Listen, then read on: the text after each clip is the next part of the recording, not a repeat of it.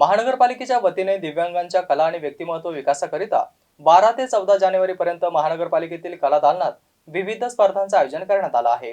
या उपक्रमाचे उद्घाटन महानगरपालिका उपायुक्त अंकुश पांढरे यांच्या हस्ते करण्यात आले। या स्पर्धेमध्ये जवळपास 375 दिव्यांगांनी सहभाग नोंदवला होता।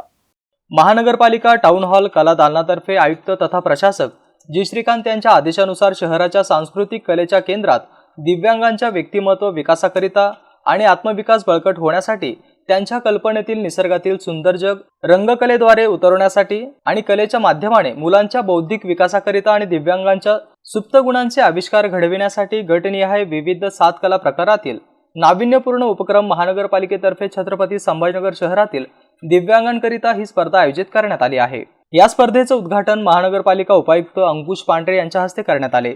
चित्रकला, रंगभरण, वले आदी स्पर्धांसाठी जवळपास 375 स्पर्धकांनी आपला सहभाग नोंदवला होता।